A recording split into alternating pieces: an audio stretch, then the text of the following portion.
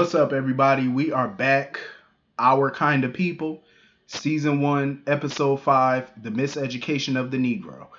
I love this episode. I'm mad that we're getting like a 2-3 week break because of the World Series. So the show doesn't come back until November 9th. This was a really good episode. It really was. Listen, Leah and her marriage to Raymond is on shaky ground at this point. Very shaky ground. She continues to lie to her husband. She continues to put her father above her husband. Like, Raymond is not playing with her, and I could sense it from him. Like, he's over her at this point. Like, he's getting to that point. I feel like their marriage may not survive the end of this season. I don't really think it will if it continues the way that it's continuing.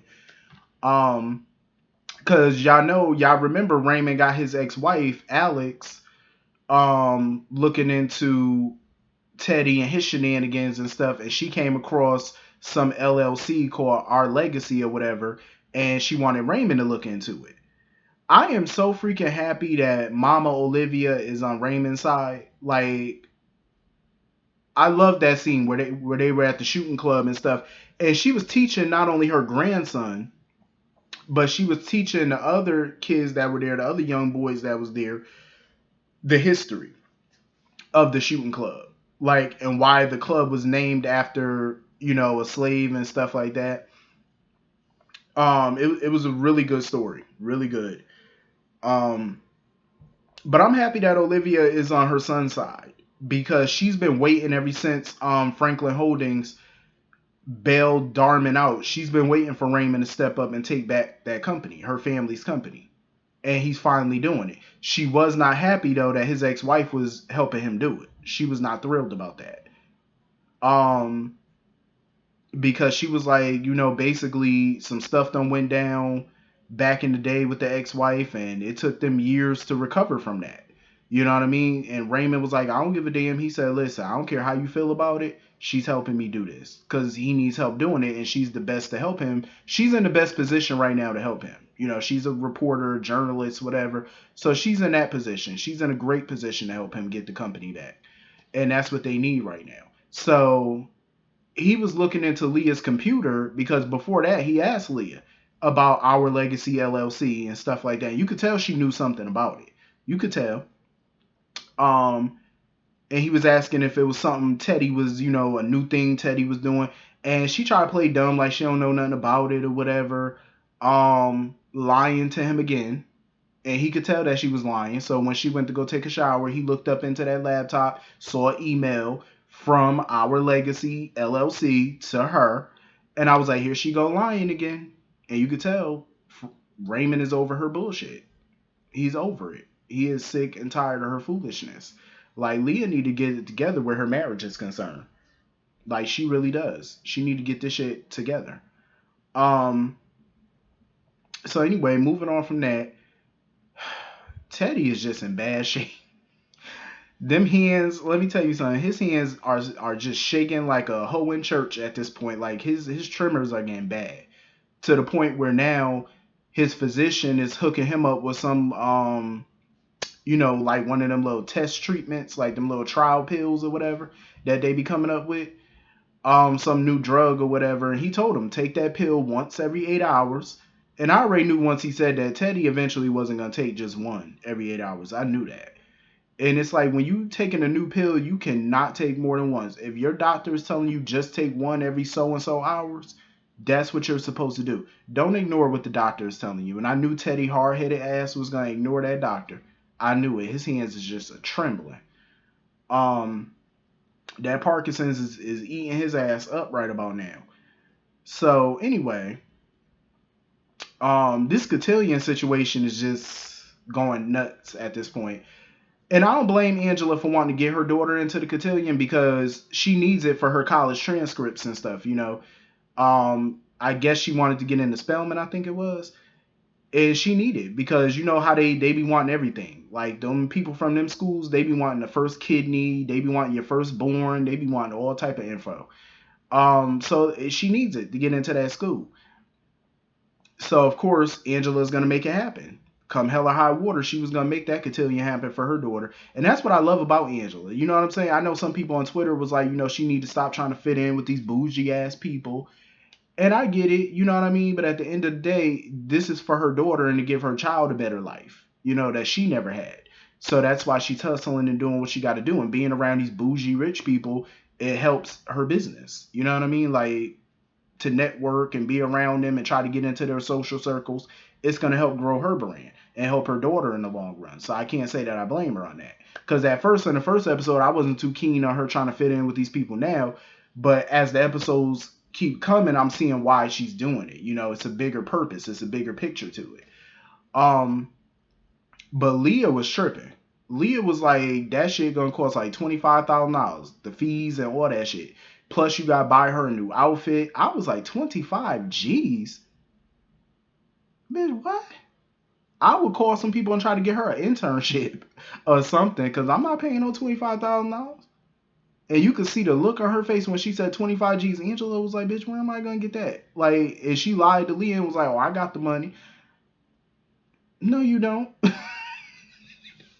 No, you don't. Where the hell you gonna pull that out from?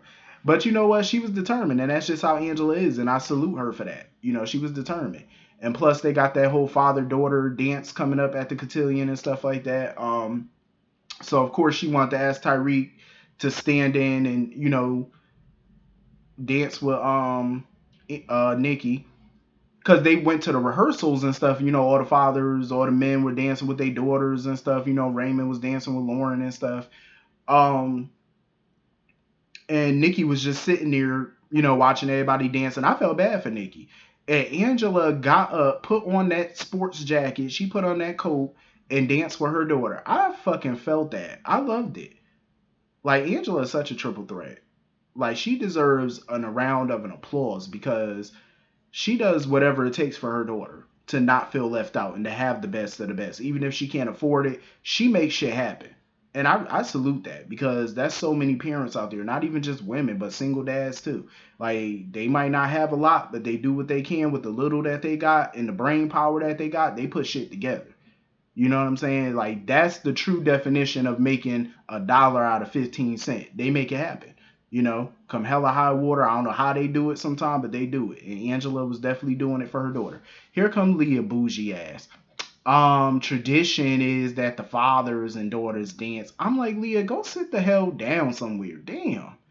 I was like, for $25,000, let her dance with her damn daughter. Shit, she paying 25 G's. Like, goddamn. Let her dance with her daughter and shut your mouth. All these rules and regulations. Like, chick, rules are meant to be broken. Come on now. So of course, she went to go ask Tyreek about it or whatever to see if he could do it. He was asking about the daddy or whatever. What's his name? Nate or whatever. I think that's his name. Asking about the father and where he at and shit. So she was telling him about him being in prison. So apparently, the baby father got life. He supposedly got life. And remember, he was writing a letter to Teddy. In the last episode, he had wrote this letter, Dear Mr. Franklin. I said, this mother right here. All this unnecessary drama he about to cause. So basically, Angela felt like it was best not to tell Nikki about her father. I understood. I understand.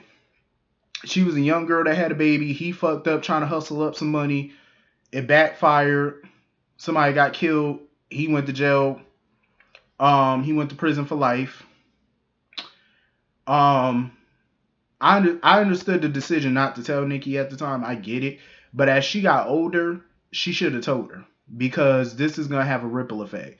Because now when he do get his ass out of jail, thanks to Teddy, when he do end up getting out of prison, now this is going to be sprung on her. You know what I'm saying? It's like, maybe she'll be understanding to it. Maybe she won't, because you know how some teenagers can be. So it's like, you should have just told her. As much as Tyreek pissed me off in the beginning for lying to her, like setting up them cameras to spy on her for Teddy, I am glad that he told her the truth. She didn't find out from somebody else or from accidentally snooping and finding out. He told her. He manned up and he told her. And of course she was pissed off. Like, I figured that was going to happen. She was going to be, mad that he did that. But I'm glad that Nikki talked to her and basically told her, forgive that man. You know what I'm saying? Because what she said to Angela was so true, because I'm the same way. If you piss me off or you do something, I will cut you off. And Angela is that way. Like, you do something shady or whatever, shisty or whatever, she will cut you off and not give you a second chance. I'm that same way. I can't even lie. Like, I related to that. Um, but in this case, at least he was honest with her. You know what I'm saying? That to me means everything.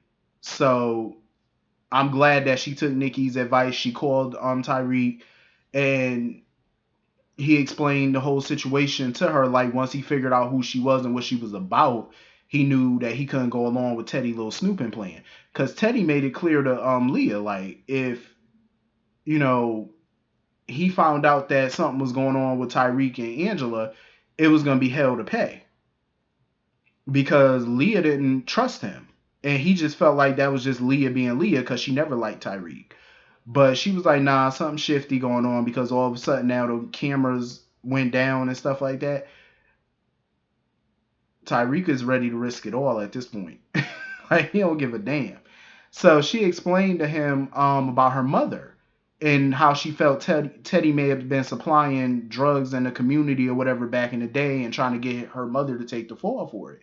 And his brother was an activist or whatever that got killed by a drug dealer. So that, apparently the brother has diaries and stuff like that that Teddy keeps in his study at the mansion. So she was like, well, shit, I need to get up in that mansion. Tyreek was like, well, he having a family dinner or whatever after the cotillion or the party or whatever, after the rehearsal party, or the confirmation, whatever they call it.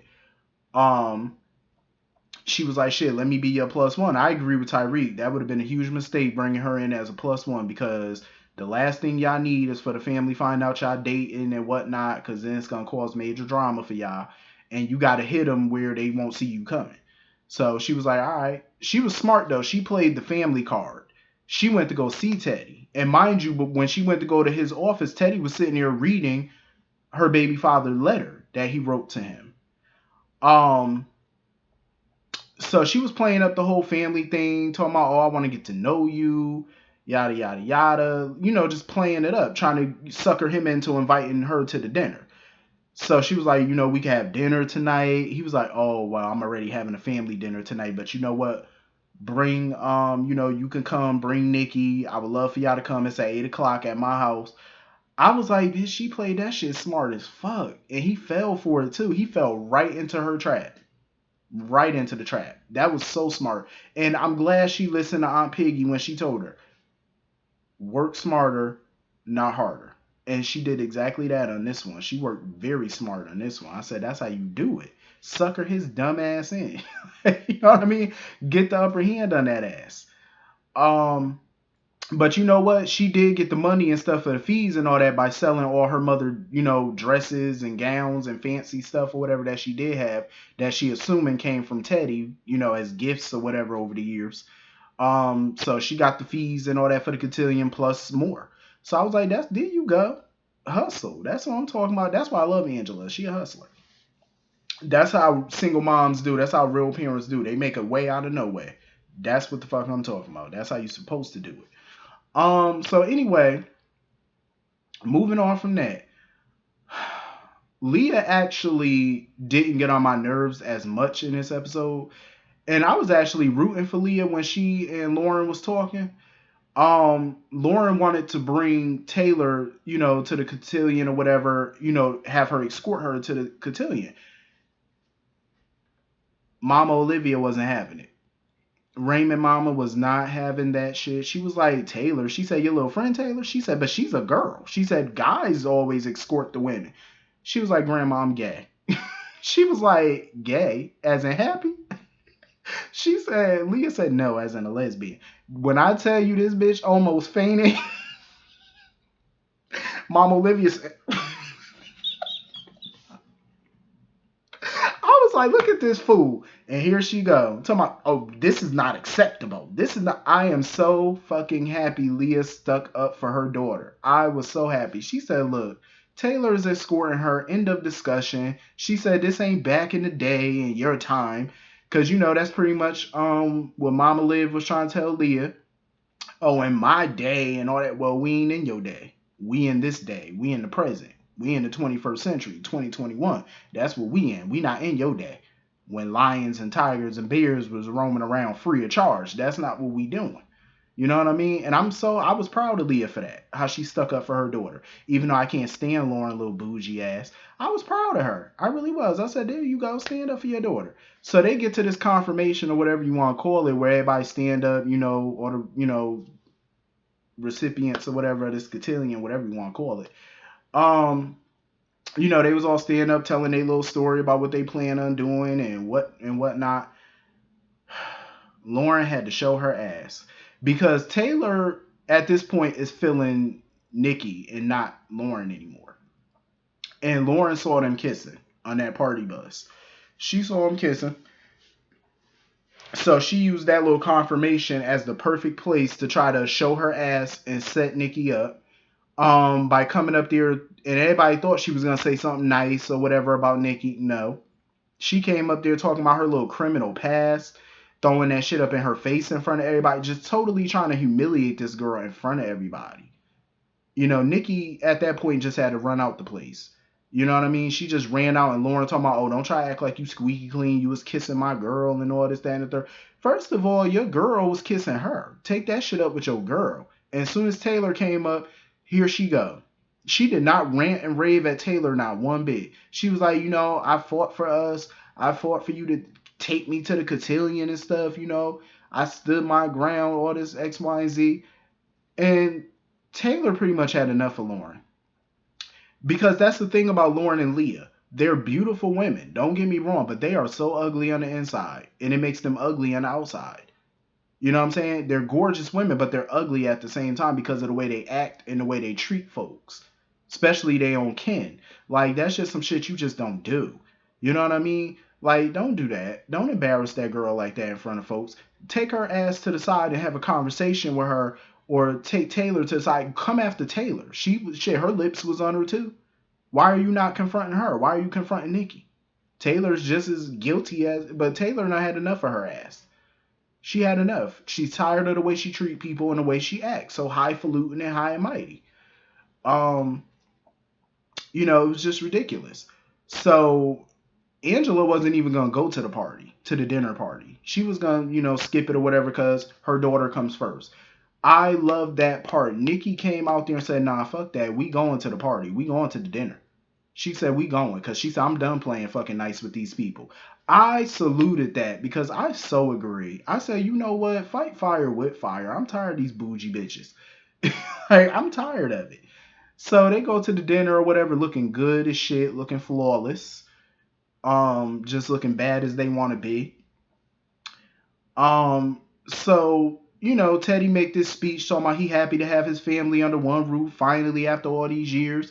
So Nikki decided to get up and, give a little speech or whatever, telling people, y'all don't know me and some of y'all think you know me. She was like, yeah, I made a couple mistakes, you know what I mean?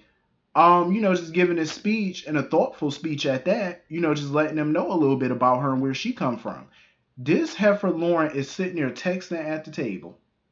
Texting at the damn table while this girl talking. Nikki says, seriously? Like, you seriously gonna do this while I'm trying to, like, get to know y'all, give y'all a little glimpse of who I am? You gonna sit here and text like you don't give a fuck? And this is where I was actually proud of Leah for once. Because Leah actually punished her daughter by kicking her out the cotillion. And she knew how much that meant to Lauren. She was like, you know what? You're out. She said, you're not going to the cotillion. And finally, Leah acknowledged the fact that Lauren was acting just like her. She finally acknowledged it. That Lauren acts just like her. A carbon fucking copy. Disrespectful. Thinking that you're above people when you're not. Like, all this stuff that they got, the mansions, the money, the company, it could be going like that. That's why you gotta watch out how you treat people. And I'm glad Leah finally realized that shit. And, Raymond was going to, step up for Lauren for a second. He was like, hold up. And I'm glad Leah was like, nah, fuck that. She not going to the cotillion. She not going to be a part of that. She don't deserve it. And I'm glad Raymond backed down at that moment and let it happen because he knows his daughter's spoiled as shit. He know it. So she huffed off, and then Nikki took off or whatever, seeming like she was upset. And Angela went after her or whatever. Um, Come to find out, that was all a play. Like, Nikki really wasn't upset. She used that as a ploy to get her mother out of there so her mother could go snoop. Even her mother was shocked that Nikki had that in her. She was like, "You did?" She said, "Shit, you had me fooled." I love it. I love the two of them working together.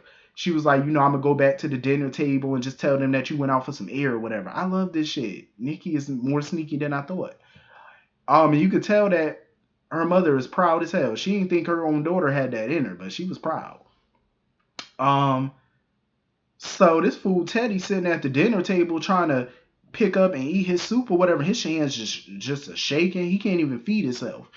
So he stormed out of the room or whatever to go get his pills or whatever. This fool sitting here taking more than one pill, like I said earlier, more than what was recommended by the damn doctor with his stupid self. Angela done got into the study that's right next door to the room he was in. Tyreek came up in there or whatever because he was like, we gotta be quick. He said we gotta find this shit and be quick about it. So they got two of the books or whatever, two of the diary entries. He said I would take more, but he didn't want to be too obvious and stuff. So they started sticking the diaries behind his back and stuff, tucking in his pants and all that. Um, just getting it all up in there. So Teddy ass having a bad reaction to them pills. I'm like, that's why you should never take more than the recommended dose, because those are new pills. It's a new trial. You know what I'm saying? Those are probably not even FDA approved yet. And now he's sitting here falling the fuck out and stuff like that. And he saw Tyreek and Angela's shoes and probably heard them talking. Um, so he probably gonna keep that little information probably to himself to let them think they probably got the upper hand or whatever, to not know, that he know something going on with y'all. You know what I mean? I said, damn, this is getting good. This episode was hot. Um, so anyway, hit the comment section. Let me know what you guys thought, and I will see y'all all later. Have a great night. Peace.